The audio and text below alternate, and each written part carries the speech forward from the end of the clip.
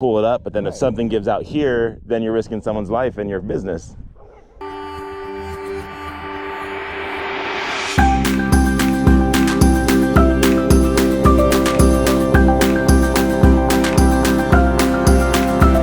I've been fighting with the anxiety of putting myself out there.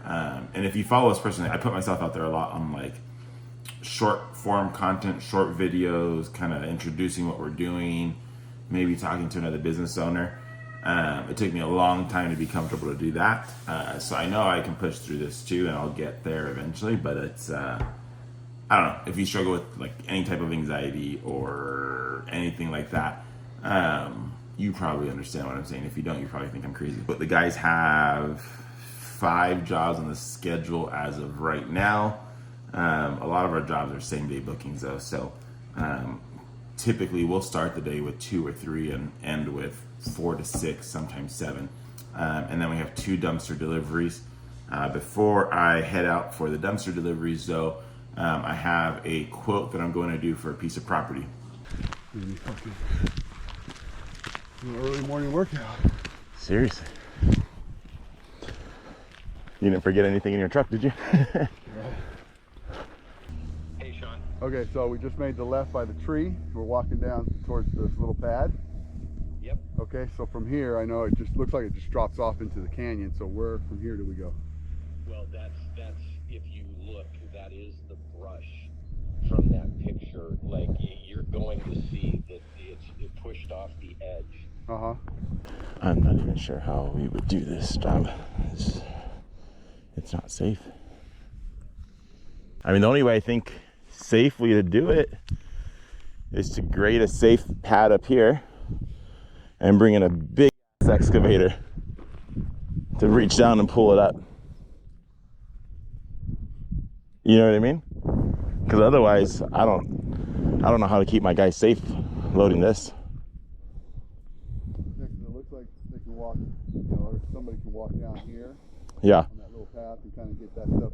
But how do you lift that?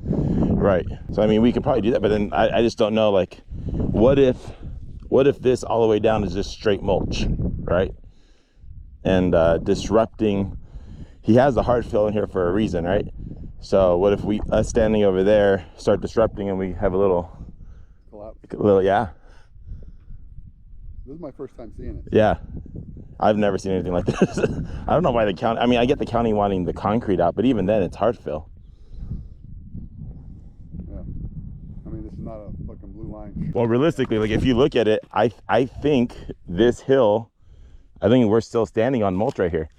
So I think the dirt went pretty sharply down and they just started pushing it over and over and building it up and then pushing it down here. I think, like you said, there's no way to really even calculate how much is here.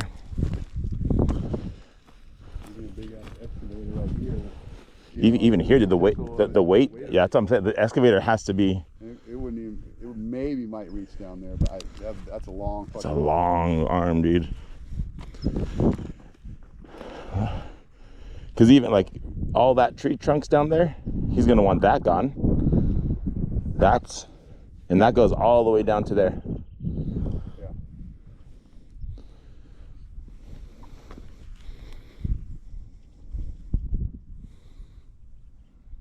Okay, so let's say we get an excavator to bring up all this bushes and stuff. Yeah. Up here. Then what do we do with it? Then the most we can haul out at a time, because that driveway's steep, man. I think the most we could haul out at a time is going to be 7 yards. Rappel down and, wrap up a log and pull it up. But then if something gives out here, then you're risking someone's life and your business.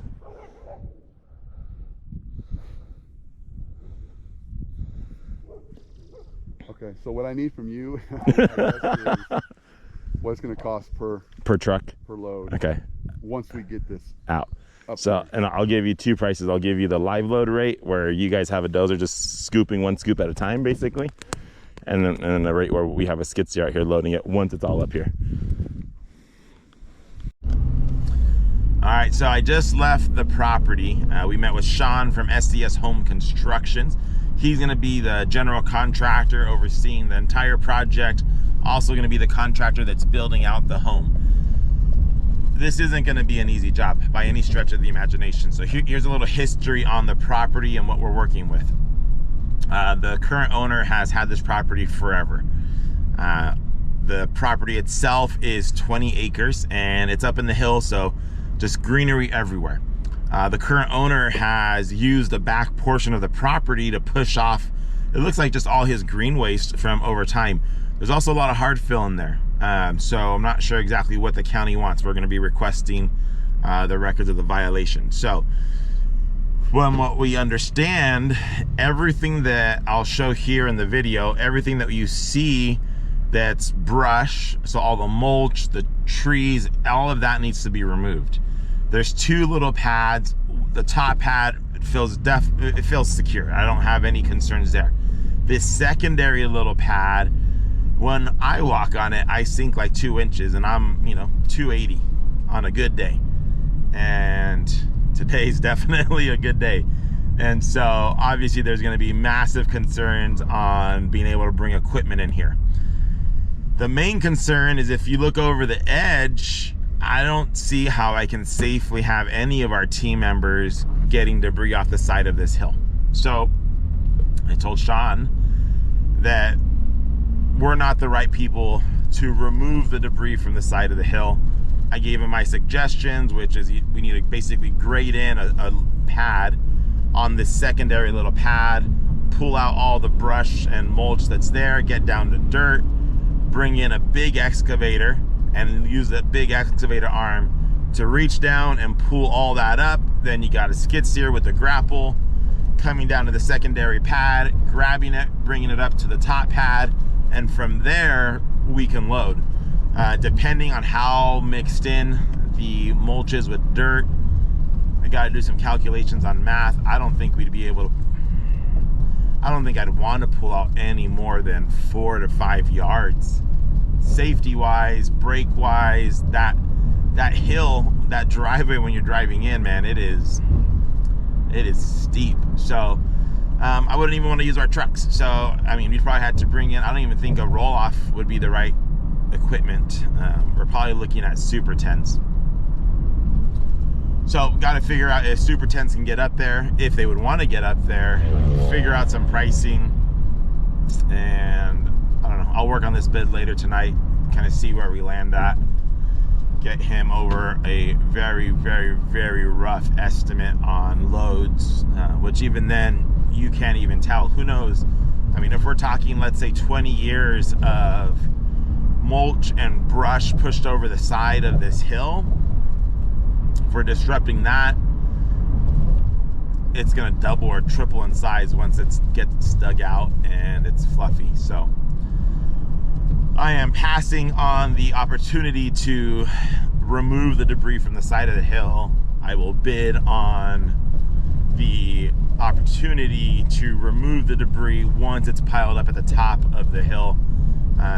That's definitely, that's just outside of my scope of what I can do safely. I don't ever say that, man. I'm all about just figuring it out and making it happen, but the number one most important thing is going to be safety. And if I don't know what I don't know, and I got to make sure that my guys stay safe. And it's better in this scenario for someone that has excavation experience, that has the right equipment and the knowledge and being able to handle getting down to the side of the hill to pull all that up.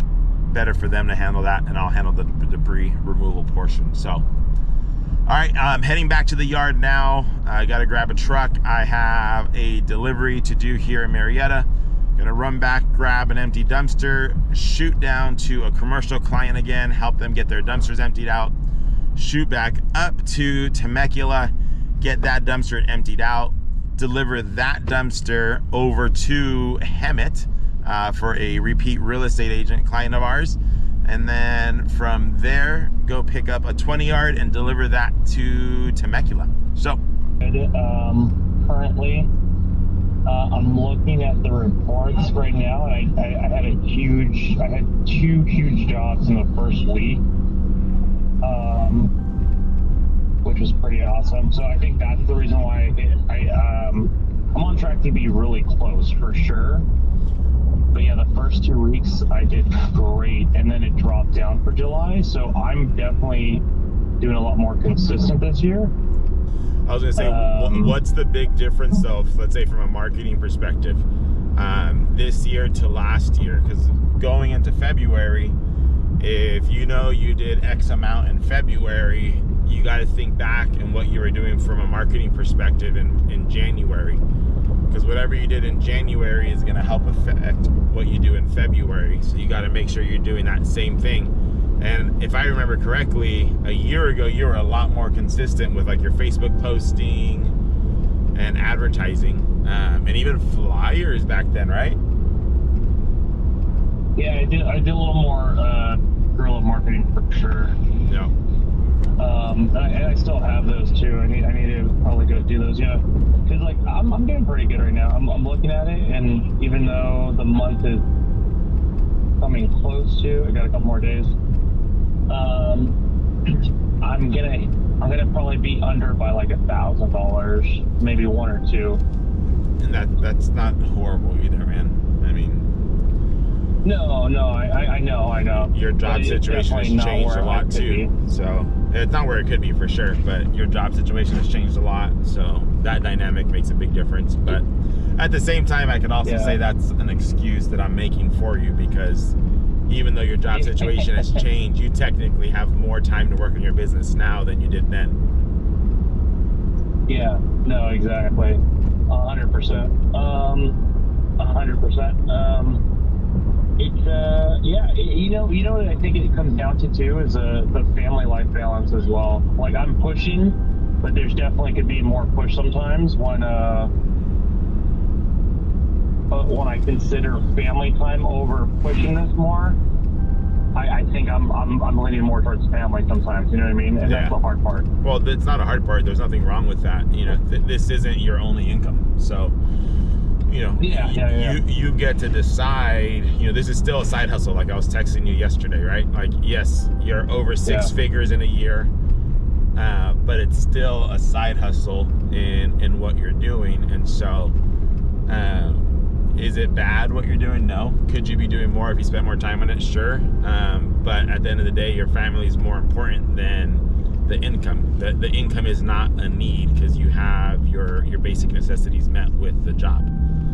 Right. And your wife's income. So if it was flipped and it was like, hey, this is my only income, then it's a whole nother ball game. Because in reality, if this was your only income, the times that you're working right now would be your family time, and the times that you're not working would be your working time. So you could definitely increase the sales if that were the situation, but I think you're fine. If you're happy and your family's happy and you're good with the sales you have and you're good with the pace you're growing, then why change anything? No, exactly. And like I said, I think I'm still working with that fine balance of working enough or working too little or working enough. You know what I mean? Like I need to still get myself busy enough where I'm clustered with enough jobs during the daytime where I give myself enough time at night with everyone. So I think again, it's going good. Like the first week for sure killed me here. I think the first 3 or 4 days of the new year had absolutely nothing. But since then, I've been able to get pretty consistent. Yeah.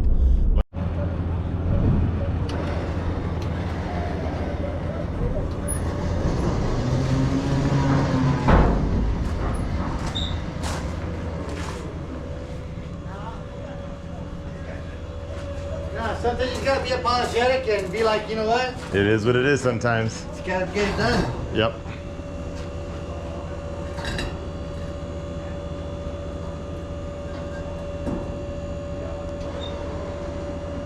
See, I don't think it's gonna like those rocks right there.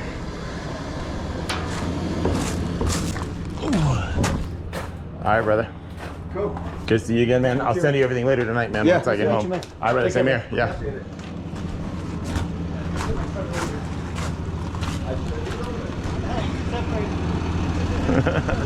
Alrighty, so today is what, Sunday. Yeah, Sunday we had apples, lots of apples. Sunday we spent the weekend in San Diego. My youngest daughter, out of 6 kids, had her state cup for her soccer team. So went down there Friday night, got back today. As soon as we got home, everyone ran up, taking their naps. I finished editing a video, posted it, and then came out to do this job. After this, I have to head back to the yard. I have to pick up, well, drop this dumpster at the yard, pick up the 5-yard and take that down to a repeat client that's probably worked with us, gosh, probably for a couple years now.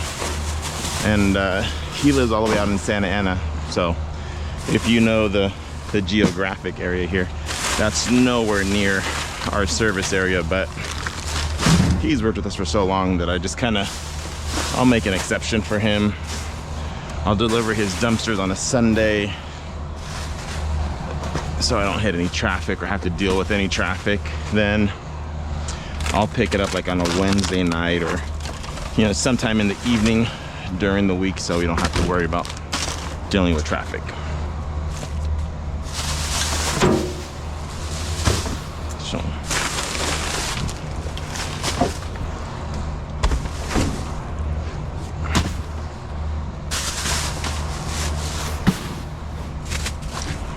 thankfully, the dumpsters haven't really been too juicy.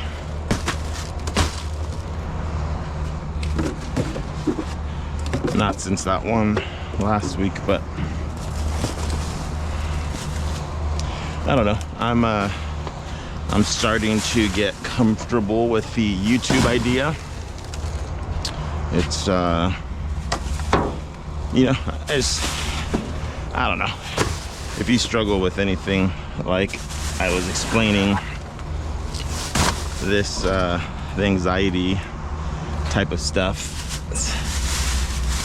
sometimes you just gotta force yourself to push through it, and if you can push through it, you'll see some benefits, something. But it's so hard to get to that point where you are okay to take a chance to put yourself out there.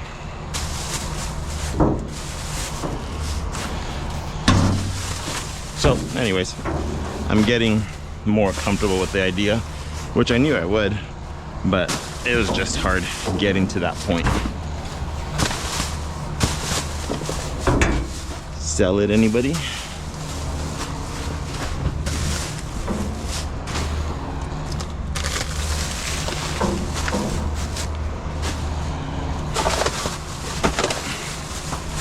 Get a couple of these bags out, and then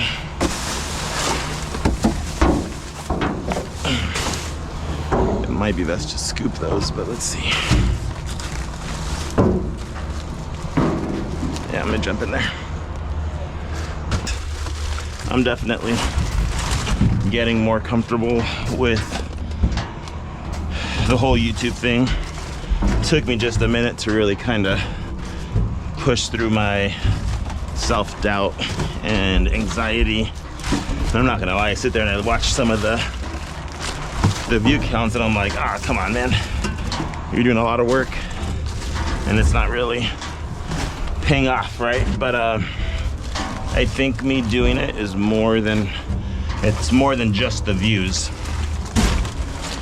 It's getting myself to a place where we're rolling. Getting myself to a place where I was okay to put myself out there and overcome that anxiety and that fear, which I feel like if you know me in real life, you know I'm a big guy, so saying that in my mind is like, you wimp, but whatever, we'll get there. So anyways, I guess what I'm saying is, if this thing takes off, cool. If it doesn't, I'm okay with that too, because it's gotten me to a place where I am feeling more comfortable with doing it, feeling more comfortable with being in front of the camera. And so nothing. Ooh. So only good can come of this, long story short. Get the rake.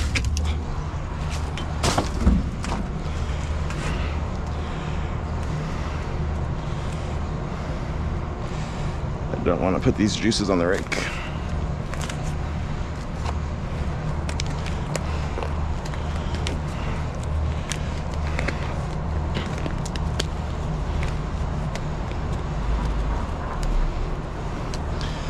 But I decided to do this whole thing while I was cleaning out a dumpster, so started calling it Dumpster Diaries, and I guess it makes sense. So we'll see. My goal this month is to post 1 video a day. It's pretty hard to do, just timing wise. It's pretty hard to do. I didn't have any free time as it was, so adding on editing is not really in my schedule, but we'll figure it out. Maybe get one of the kids to do it. But I don't know, we'll see. Dumpster Diaries is gonna continue. My goal for this first month is just to post a video a day. It may be a short, it may be longer. Keep doing that. It may be a short or maybe longer form content. 5, 15, 20, 30 minute videos. But goal is a video a day. And if I get there, I'll feel pretty good. I gotta get myself out of here.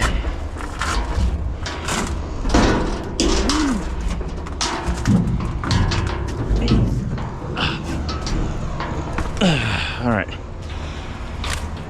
let's get this packed up and let's get out of here.